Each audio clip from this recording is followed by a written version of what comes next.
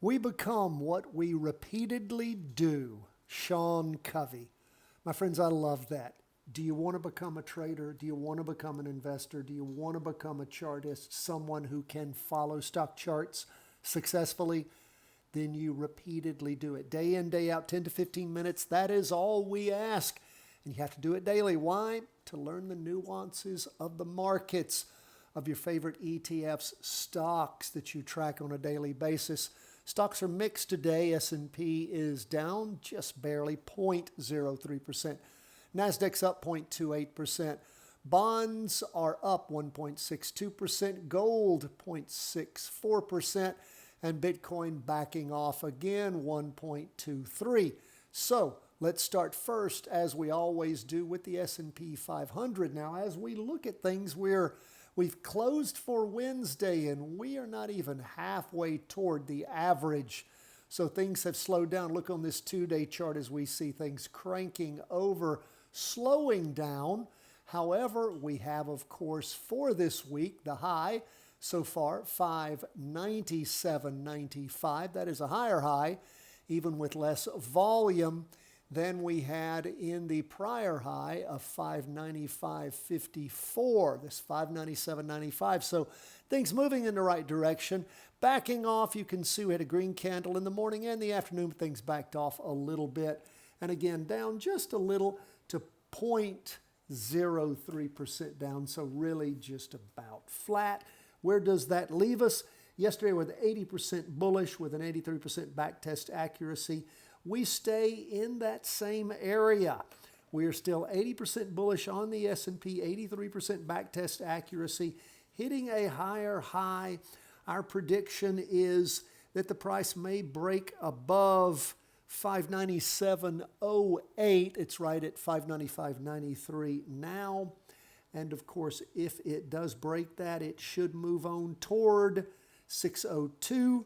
That's the next psychological level. So we've got a bullish breakout, succeeded 5 out of 6 times across the time frames, yielding an 83% accuracy. So we are still bullish on the S&P. Now, let's move from there to the NASDAQ 100. What do we see going on there? Well, the NASDAQ is up a little over 0.25%, 0.28 for the day. Yesterday, we were 75% bullish. That is directional probability over the next 5 days. That's that first number. Now, guys, you don't have to worry about writing these things down. If you subscribe at chartingwealth.com for free, that grid comes to you every day in the email along with this video and some other helpful stuff, a daily training. We got a great training for you today. It's video 2 in the secrets of trend lines. You need that. Anyway, you'll get that if you sign up. That list is never spammed, never shared. Now, we are staying exactly where we were yesterday, 75% directional probability up, 80% backtest accuracy. You'll also see on the grid the entry and the exit points and the expected moves over the next 5+ days. We are continuing to move in that direction. We can see as we continue to move up slowly but surely, we've hit a higher high. Actually, over the last every week, we've just been knocking it up a little higher, a little higher. Candles have been getting smaller as of late, particularly after that boom and up candle on the week beginning the 12th of May.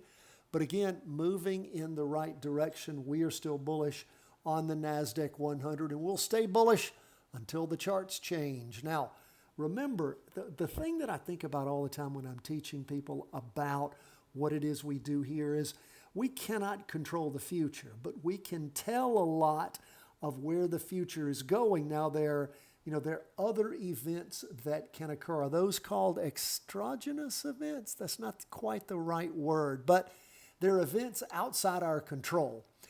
That exogenous, I think that might be it. Anyway, they're outside our control, and those things can happen anytime. And they can always throw our predictions off. That's what makes the market so fascinating. So what is it you do to control the uncontrollable? How do you deal with that? Well, that's chapter 9 of my book, Three-Wave Trading Advantage. It's entitled ATR. That's Again, average true range unleashed, mastering volatility for consistent profits. And you will see on the 2-day chart, we always give you the ATR, and that is the average true range, 14 periods on a 2-day chart. That's 28 days. The reason we use that is we use it to set our profit and loss bands. And in that chapter, you'll learn all about how you actually learn to take profits, leave a percentage of your trade in the market to ride with the move that continues to go up, so that you're able to play with the market's money, give yourself a cushion if the market does pull back on you, and at the same time, you let your profits run. That is one of the most beautiful ways to protect yourself all the way around, and it's in our book in Chapter 9. That's my latest book. How do you get it? You become a Patreon member at any of the 3 levels, and it comes with it. The minute you sign up and join as a Patreon member, you get the book and the 3-part series, Options Made Simple, The Charting Wealth Way. It's a great book. I've got nothing but compliments on it. You will enjoy it. So that is where we are on stocks. We are still bullish on them both. Now, what about the 20-year U.S. government bond ETF, TLT? We were 80% bullish on it yesterday. We are still, bearish, not bullish. We are still bearish on it today.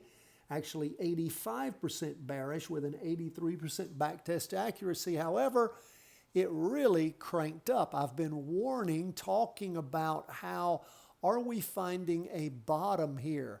We had all this volume and hitting a low, and you guys know how much I love weekly vertical crossovers. I don't like the interim low being followed by a doji. I like it being followed by a green spinning top, which is what things have turned into. Now, the volume has decreased last week. This week, we may hit average volume. And if we end up with a green spinning top at the end of the week, I am going to be extremely bullish on 20-year U.S. government bonds finding a bottom. I know our calculations are what they are. We give equal weight to the weekly, the 2-day, and the half-day charts, the 195-minute charts, which is a true half-day chart, by the way. It's not 4 hours. Market's not open 8 hours. It's moving from 9:30 to 4. That's 195 minutes. It's the reason we use it. Use that.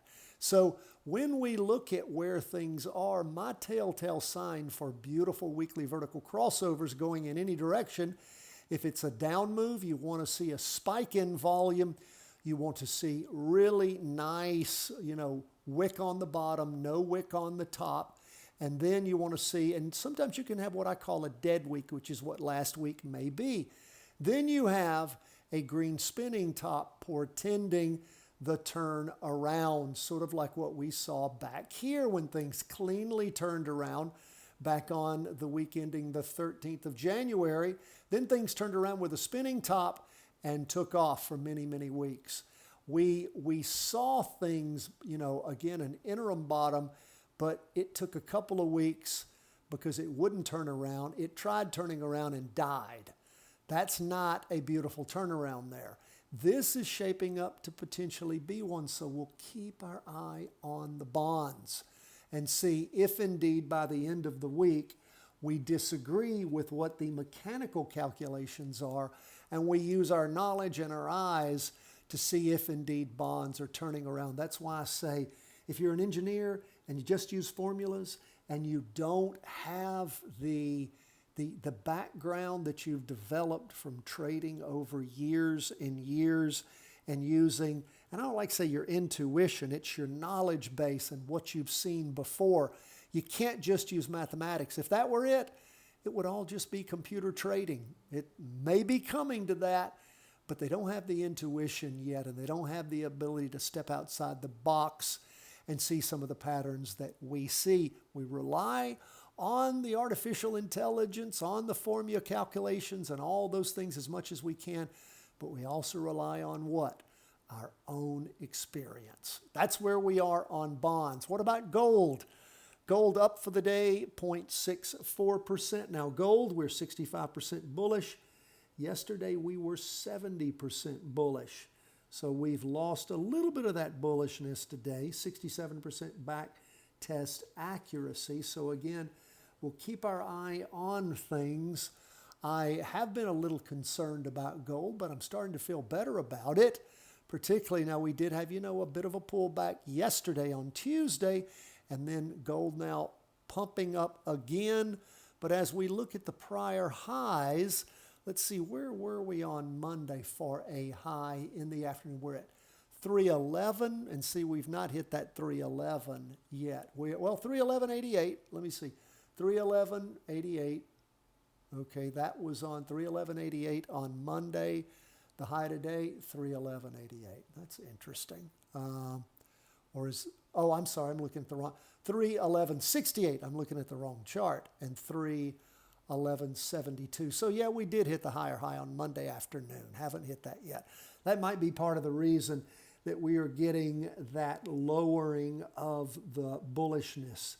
But that's, again, only 5 percentage points.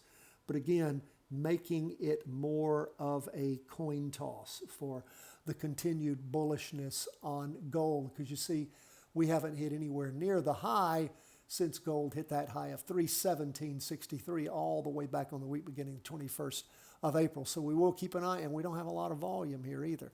Don't have a lot of volume on the 2-day. Not even up to half the volume. It could spike up tomorrow. Had average volume in the morning on Wednesday and much lower in the afternoon. Let's look at Bitcoin. I told you once we lost this momentum, dropped over through our trend line, it's going to be tough for Bitcoin. Of course, when you hit historic highs that week beginning the 19th of May, it slowed down the next week, and of course moving off that 6-week trend line, showing you that some profits are probably being taken. Things popped up yesterday, but then rolled back over today. We are just 65% bullish, which again is a little more than a coin toss, not a lot, and a 60% backtest accuracy. I tell you guys over and over again, I get excited when you have 85% directional probability, and when you have plus 80% backtest accuracy. That makes me feel a lot. And a chart that I look at and I know that it is strong, and I see things moving in the right direction, up or down. Because remember, we get a little bit more sophisticated here using some of our inverse funds or puts to be able to make money when markets crash. If you haven't taken that training, you probably want it. I'll put it at the end of today's video. Inverse funds, so that you can get a feel for that. If you haven't taken that training before, you'll learn about PSQ, SH, BITI, and Tango Bravo Foxtrot, the single inverse for bonds. That is where we are, folks, as we end the day. You appreciate what we do, become a Patreon supporter. You'll get all that good stuff and more. God bless. All the best from the whole team at Charting Wealth.